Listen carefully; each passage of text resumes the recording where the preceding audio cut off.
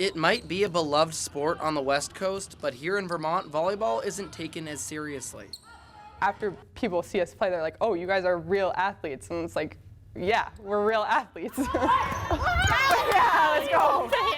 Back in the late 2000s, when Jean Dorff, St. Michael's current women's volleyball coach, was on the court for the Purple Knights, the team hosted a clinic for local students, and that's when she had an incredible realization.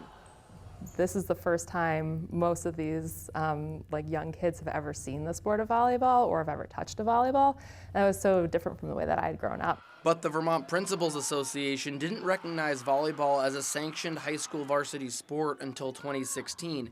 And when it finally got here, students like Huntington, Vermont native Beth Syverson were introduced. I just felt finally like my build was good for something other than like reaching the highest shelf. Well, the 6-foot Syverson grew her passion for the sport playing for Mount Mansfield. Libero Sierra Wright had been digging the ball for much of her life in the volleyball hotbed of Pennsylvania before joining Syverson at MMU. I played for the top D3 high school in the state, and everyone knew about volleyball. Everyone knew to come to the games easily, like no doubt about it.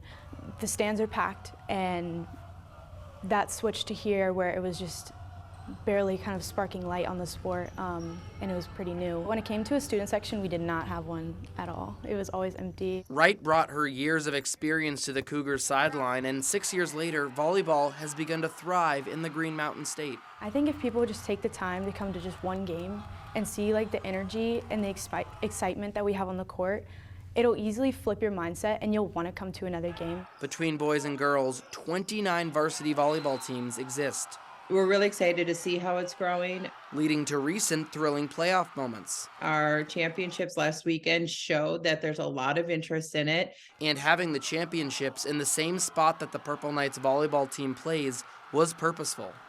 Showing that players from Vermont can play college, they can play Division II. Hopefully one day they can play Division I too. I would love to see that. 1-1. Yeah, good job, Dana. The St. Michael's head coach is hopeful to reestablish the youth clinic that would introduce volleyball to the next generation of Vermont athletes. For now, reporting for sports from St. Michael's College, I'm Taylor Viles.